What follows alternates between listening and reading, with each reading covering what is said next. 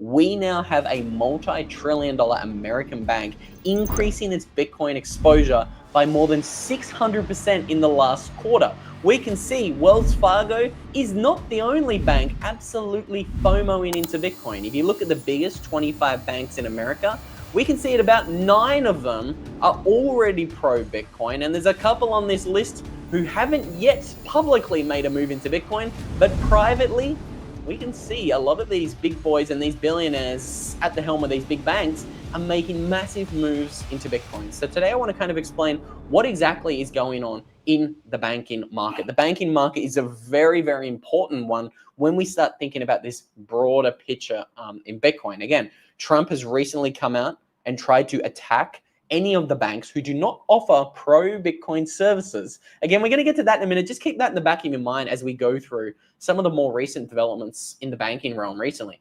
We can see hedge fund Brevan Howard just disclosed ownership of $2.3 billion worth of Bitcoin ETFs. Again, this is huge. $2.3 billion is absolutely massive. And while we're talking about the confusion when it comes to the banks and the smoke and the mirrors game that they typically use and they play. Again, let's not forget Jamie Dimon, who publicly bashed Bitcoin, but privately he's got his bags absolutely packed, holding hundreds of millions of dollars of MicroStrategy shares. Just remember that. And then let's consider what happened this week with Google. So Bitcoin overtook Google as the 5th biggest asset in the entire world, $2.45 trillion asset. Then what happened literally hours later? Well, Google came out and banned Bitcoin wallets from the App Store. And again, this was literally hours later. We can see they actually had to come out and clear the air and say, well, hang on a minute, we're going to do a little bit of waffling, a little bit of backflipping, and a little bit of a change of our stance because of the backlash they got. They had to actually come out and say, yeah, you know what? We're not necessarily banning Bitcoin wallets, not straight away. They tried to muddy the waters a little bit because of the amount of backlash they got. This is very important. And again, I think this is a story that needs to be in the back of our minds for some time now. You know, I don't think these big boys are completely ignoring charts like this. Bitcoin right now is climbing up the charts of the most valuable companies and assets in the entire world. And again, do you think Apple or Google or Microsoft or Nvidia are going to be happy and proud that Bitcoin's now worth more than their company that they've worked on for 30 years?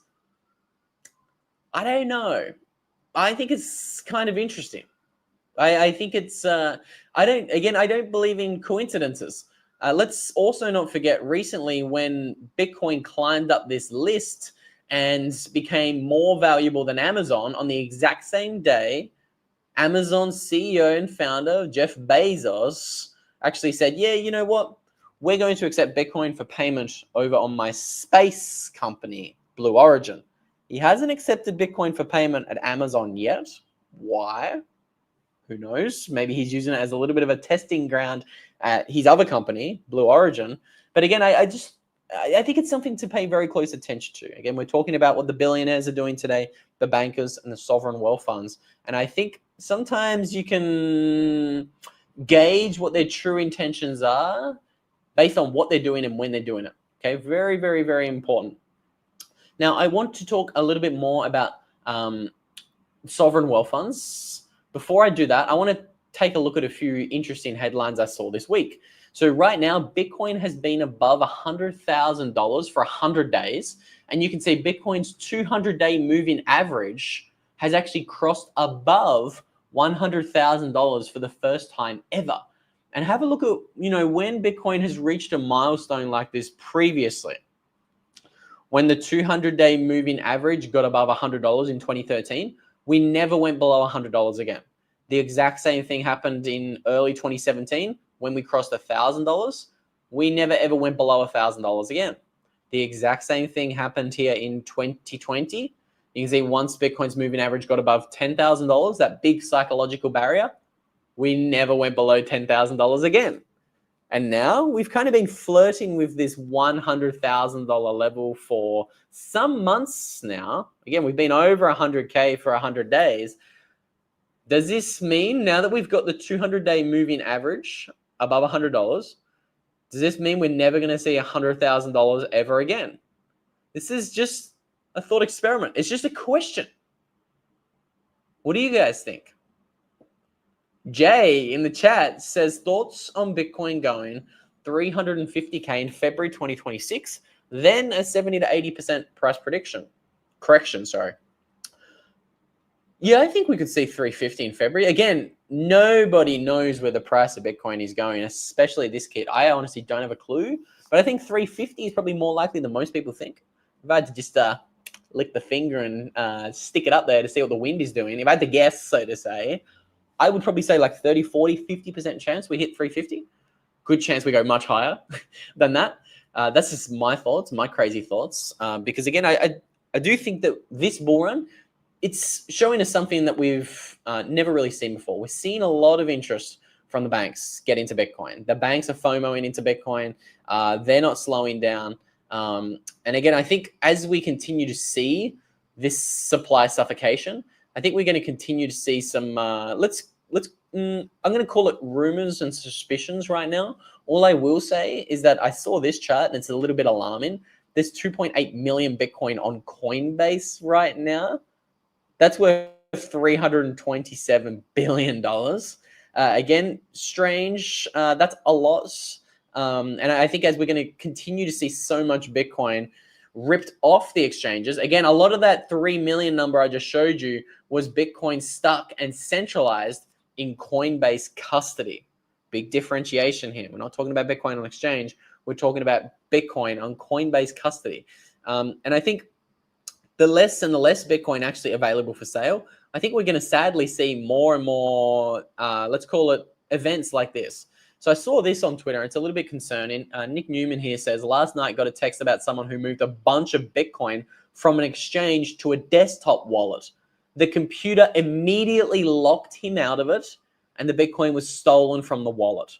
So what happened was that his desktop had malware on the computer, and somebody was just sitting there patiently waiting for him to actually put some Bitcoin into a hot wallet. And well, look what happened. His Bitcoin was immediately stolen from him. Again, this is yet another reminder, guys. Take your Bitcoin custody very seriously. The higher the price of Bitcoin goes, the more economic attacks like this will become. Again, who knows how long this poor gentleman had a computer infected with malware, but this is yet another reminder. Never trust phone wallets with a large amount of Bitcoin. Never trust desktop wallets or any wallets that actually have their keys attached to the internet, okay? What you need to do is get one of these. If you do have Bitcoin on an exchange, highly recommend you take it off, put it into a Bitcoin hardware wallet. Look, I've got a ton of these things.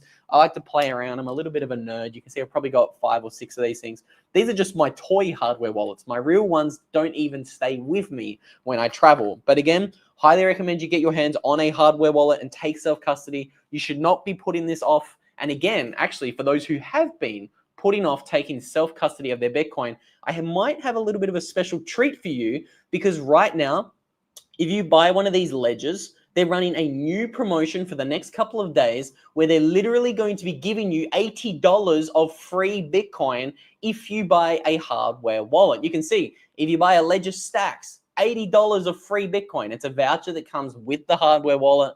Ledger Flex, you're going to get $70 of free Bitcoin. Again, they're literally giving away Bitcoin over at Ledger, but this offer is only happening for a couple of days. So if you have been putting off taking self-custody of your Bitcoin, now is a great time to go and grab a Bitcoin hardware wallet. I've got the Ledger Stacks and the Ledger Flexes are both touchscreen hardware wallets. As you can see, I can work this backwards with my big sweaty sausages for fingers. Super easy to use. Highly recommend you check them out. Again, taking self-custody of your Bitcoin is an essential. Again, if you're looking for something like a hardware wallet, I think a Trezor 5 is also a great option.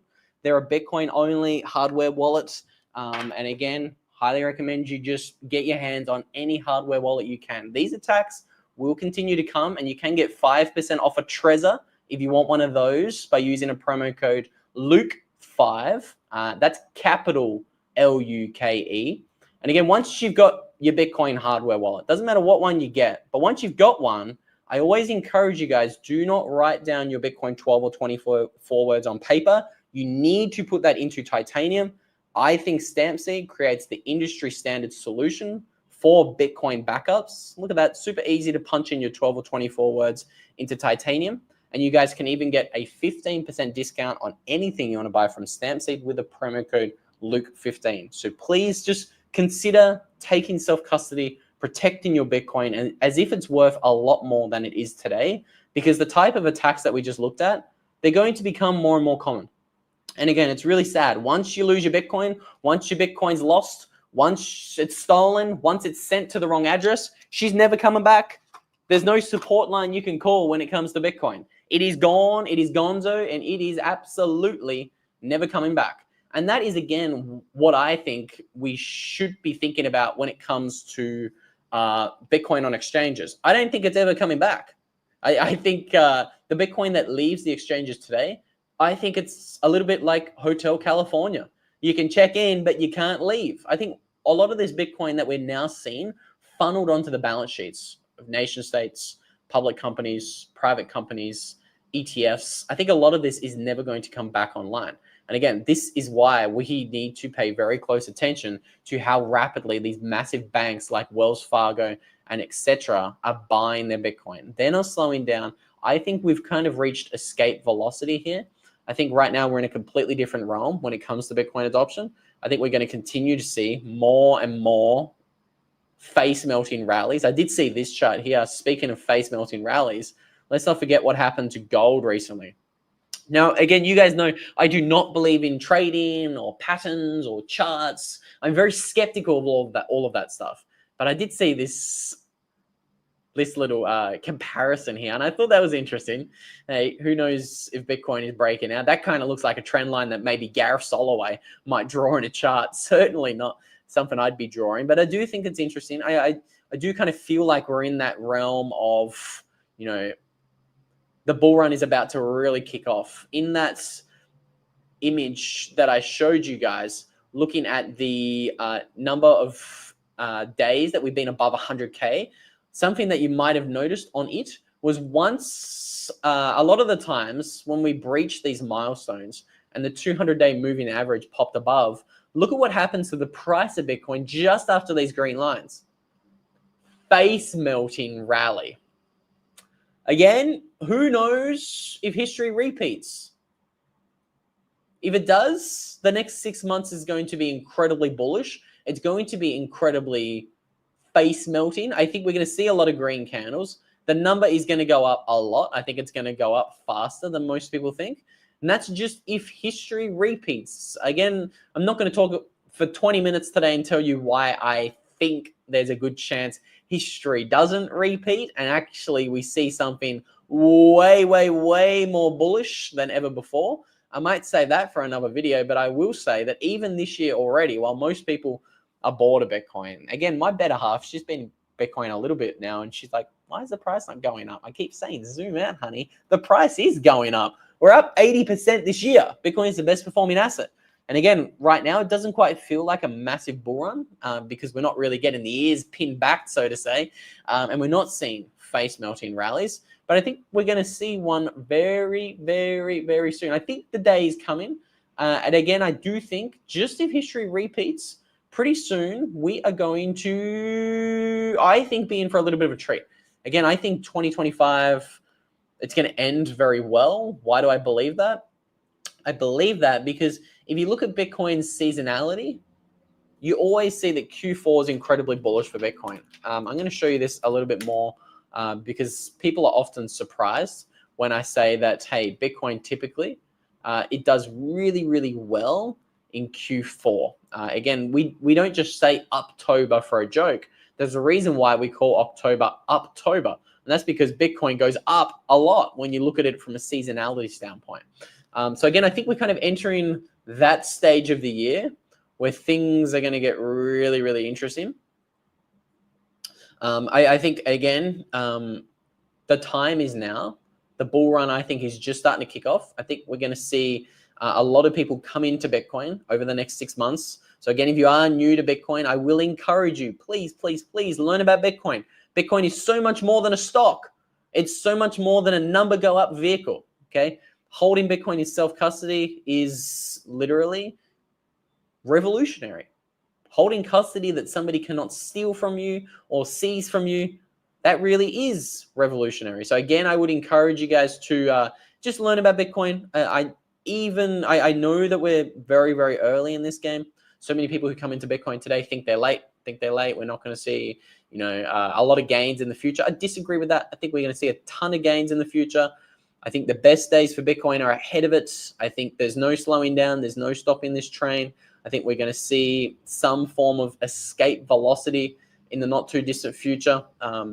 Just my thoughts. I think we will be moving up and to the right in the not too distant future. And again, prepare yourself. That's all I'm going to say. I'm going to say prepare yourself, because who knows where this thing's going to end? Who knows where the price of Bitcoin is going in the next 6 to 12 months? I always tell you, prepare as if Bitcoin will be worth 50,000 or 5 million in the next 6 months. Like, again, you should be psychologically prepared for Bitcoin to be at 5 million tomorrow. And you should also be psychologically prepared for Bitcoin to dump 60% and be at 50,000 tomorrow. Both of those possibilities are very real possibilities, and we could very comfortably see one. So again, learn about why you should be holding Bitcoin for the long term. Learn about how to put Bitcoin in self-custody. I've talked a lot about that today. There's so many comments. I literally can't get through them all. It's insane. While I am talking about comments, again, I've teased this for a little while now, but I do actually have a Skool community where we're going to be hosting more and more live streams. So again, if you're not over there on Skool, make sure you sign up. I'm going to start doing them once a week. Right now, it is free to get in while it still is free. Maybe one day I might put a paywall on it, but right now it's free. So again, if you join today and it's free, you'll be grandfathered in for life. Come say g'day over there if you ever want to, tune into more and more live streams, because again, there are so many people learning more about Bitcoin today, and they might want to have their hand held through the Bitcoin buying journey. So again, 7 months ago, I really understood Bitcoin, and Luke lit the fire. I'm glad I lit a fire. I'm always surprised at how many of you guys reach out and say that you're new to the channel. So thank you for following along if you guys are new to the channel. If you do like content like this, make sure you subscribe, because we're doing a bit of content every single day for at least the next couple of weeks. So make sure you subscribe so you don't miss anything. Speaking of people who don't miss anything, that is McLovin.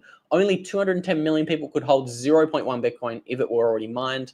None lost, and evenly distributed in 0.1 amounts. That's such a beautiful note. And this is what people don't understand. You really do need so much less Bitcoin than most people think to retire. Just run the numbers there. McLovin just did. Literally, about 2.5% of the world could buy 0.1 Bitcoin. That's about $12,000 worth today, if they wanted to. But again, Bitcoin is not evenly distributed. And I do talk a little bit more about exactly how much Bitcoin you need to retire in a video I released just a couple of days ago. I'm going to put a link to that one up on screen somewhere around there. And with all that said, thank you so much to everyone who tuned in. Enjoy the rest of your weekend.